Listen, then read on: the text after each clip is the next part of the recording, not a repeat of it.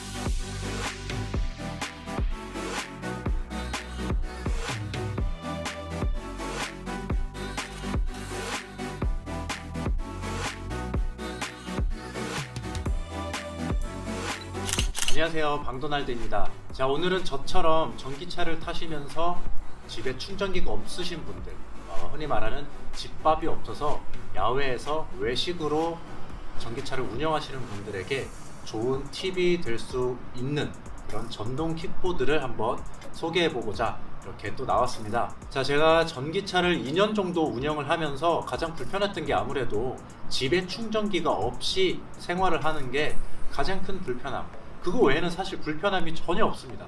오히려 더 편한 게 많지 불편한 거는 단 하나, 충전 문제인데요.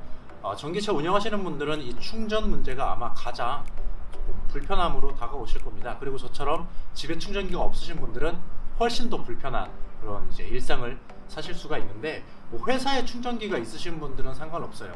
근데 저처럼 집에도 회사에도 충전기가 없으신 분들은 아무래도 좀 시간적으로 소비되는 부분들, 그 다음에 귀차니즘 이런 것들로 조금 불편함을 겪으실 수밖에 없는데, 제가 2년 정도 전기차를 운영하면서 가장 많이 불편했던 점이 충전기가 어디 회사나 어디 출장을 갔을 때나 야외에 갔을 때, 지방에 갔을 때 이랬을 때 제가 모르는 동네에서 충전기를 찾아야 됩니다. 충전이 필요할 땐 그렇게 해야 되죠.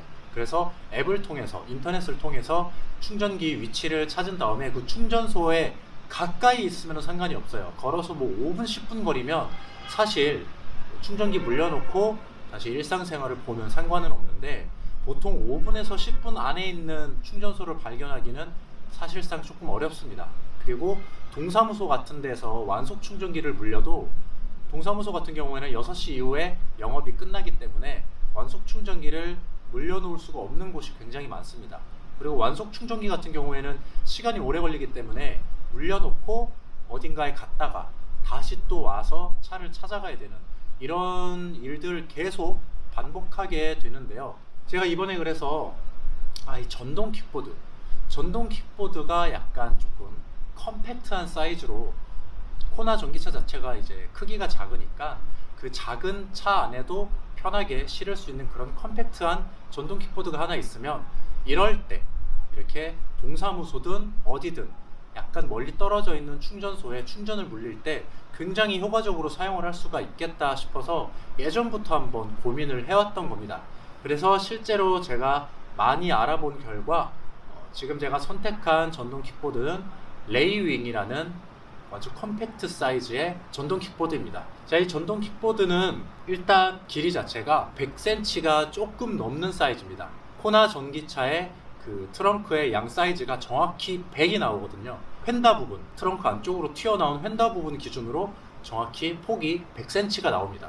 그 휀다가 아닌 부분은 조금 더 넓게 사용을 할 수가 있지만 저는 100cm의 기준으로 컴팩트한 사이즈의 전동 킥보드를 굉장히 많이 알아봤습니다. 그래서 지금 제가 구매한 거는 레이윙이라는 컴팩트한 사이즈의 킥보드는 가격이 굉장히 저렴합니다. 그래도 작은 사이즈에도 50만 원이 넘는 고가의 제품도 있지만 보통 2, 30만 원대에서 구매가 가능합니다. 지금 레이윙 같은 경우에는 가격이 23만 원대로 구매를 하실 수가 있고요. 20만 원대에 나와 있는 컴팩트한 사이즈의 전동 킥보드 중에 유일하게 전륜, 후륜 양쪽에 두 개의 서스펜션이 장착이 되어 있습니다. 서스펜션이 없는 것과 있는 것에 이 약간 장시간 운행을 했을 때 이 척추나 팔에서 오는 승차감 그런 데서는 조금 차이가 있기 때문에 그 20만 원대에서 유일하게 서스펜션이 두 개가 달려 있다라는 점, 그리고 가격도 가성비가 좋으면서 디자인도 굉장히 깔끔합니다. 어디 군더더기 나와 있는 것처럼 선이나 이런 게 나와 있는 게 없고 굉장히 깔끔한 디자인, 그리고 폴딩 자체도 굉장히 편하게 하실 수가 있습니다. 폴딩 접고 펴고 하는데 접는데 한 3초, 펴는데 한 3에서 5초 이 정도면 끝납니다. 무게는 8kg대, 그래서 굉장히 여성분들도 손쉽게 들고 다닐 수가 있습니다. 기존의 다른 킥보드에 비해서는 굉장히 컴팩트한 사이즈로 휴대성이 편리한 제품입니다. 자, 이 제품이 굉장히 휴대성이 좋기 때문에 회사에서는 이렇게 레이윙 전용 가방도 나오고 있습니다. 참고로 이 가방은 따로 구입을 할 수도 있고 해당 회사에서 진행하는 이벤트를 통해서 인증 이벤트를 해주시면 무료로 사은품으로 받으실 수 있습니다. 자, 이 가방 같은 경우는 차량 트렁크에 넣을 때 이 바퀴에 있는 먼지가 트렁크 내부를 더럽힐 수도 있기 때문에 이 가방을 트렁크에 넣어 놓으시면 굉장히 편하게 사용을 하실 수가 있습니다. 저 같은 경우는 이 킥보드를 가지고 집 앞에 뭐 마트를 가거나 아니면 집 근처 어딘가에 볼 일이 있어서 나갈 때는 굉장히 유용하게 사용하고 있습니다. 이 제품을 구입한 가장 큰 목적은 충전소를 왔다 갔다 할 때 이걸로 좀 편하게 사용할 수 있게 하기 위해서 구매를 했지만 막상 구매하고 나니까 차를 타지 않을 때 그냥 집에 올려놨다가 집 앞에 왔다 갔다 할 때 굉장히 좋습니다. 바퀴가 8인치가 아니라 6인치입니다. 6인치 구경의 바퀴는요, 보도블럭 같은데 포톨 같은 조그만 그런데 바퀴가 빠지면은 굉장히 큰 사고로 이루어질 수 있기 때문에 6인치는 아무래도 안정상 그렇게 좋진 않습니다. 하지만 이걸 가지고 대중교통을 대신할 만큼의 어떤 그런 기동성으로 구매를 하는 건 아니라서 저는 무조건 1 목적이 컴팩트였습니다. 이런 거 하나 트렁크에 놓고 다니시면은 저같이 충전소 왔다 갔다 하실 때 굉장히 좋습니다. 그래서 차를 타고 충전소에 가서 충전을 물려놓고 뒤에서 킥보드를 떼서 집이든지 회사든지 업무 보는 곳에 다시 갔다가 다시 킥보드를 타고 돌아와서 넣어놓고 차를 찾아가는 이 정도의 이제 생활을 위해서 이 킥보드를 구매를 하게 되었습니다. 자, 제가 지금 이 제품을 사용한 지는 한 달이 조금 넘었습니다.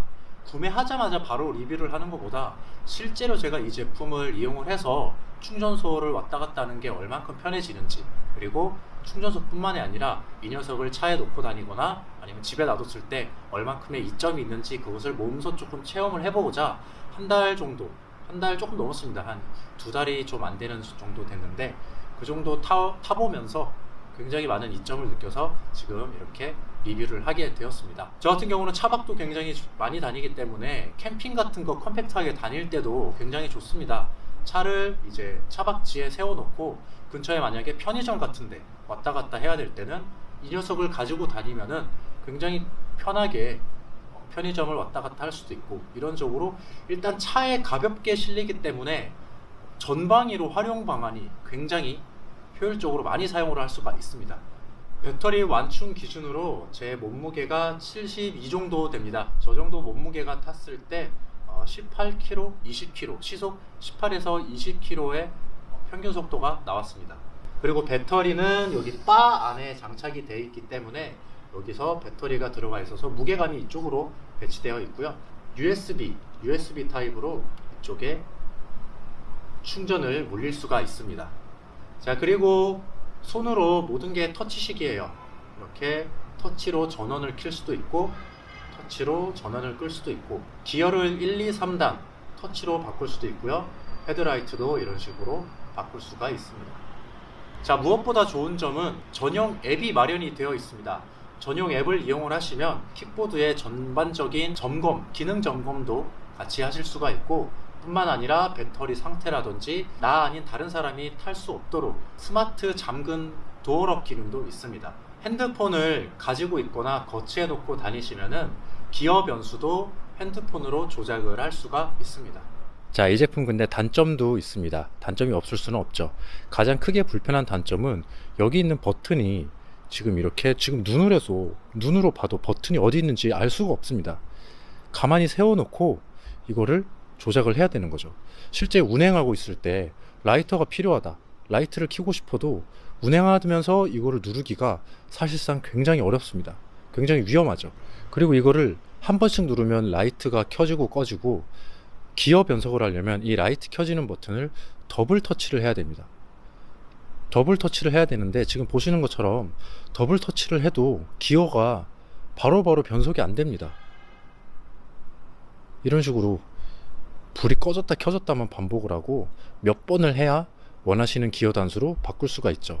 여기에 핸드폰을 꽂아놓고 핸드폰으로 조작을 한다고 해도 실제 운행 도중에 기어를 바꾸거나 라이터를 켜거나 이러는 것들이 굉장히 힘들게 되어 있습니다. 그래서 거의 운행 도중에는 할 수가 없습니다. 라이터를 켜고 싶어도 거의 세워서 다시 켜야 되고, 그리고 기어 변속도 세워서 다시 해야 되는 그런 불편함이 있습니다. 자, 그리고 두 번째로 또 단점은요, 배터리가 여기에 있기 때문에 이 발판 같은 경우에는 무게 중심이 하나도 쏠리는 게 없습니다. 그래서 이용을 하다가 잠시 이거를 들어야 될 때 이런 식으로 들면 이게 360도 이렇게 회전을 하게 됩니다. 이렇게 회전을 하게 돼요. 그래서 실제로 운행을 할 때 이렇게 운행하다가 내려서 살짝 들게 되면은 이런 식으로 여기를 이 발판이 계속 때리게 됩니다. 이게 상당히 아프기 때문에 이런 부분에 있어서는 사용하기가 조금 단점인 부분도 있습니다.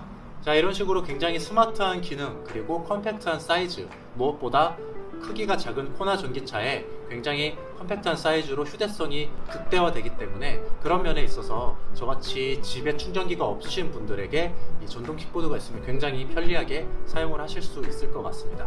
점점 전기 라이프가 되는 것 같아요. 여러분들 혹시 베니마루 아시나요? 베니마루? 더 킹 오브 파이터즈라는 게임에서 전기로 모든 기술을 구사하는 그 베니마루라는 캐릭터가 있는데, 요즘에 그 베니마루라는 캐릭터가 굉장히 생각이 납니다.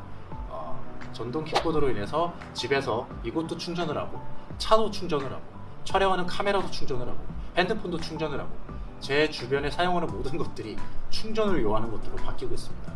베니마루의 인생을 살고 있는 방도날드였습니다. 감사합니다.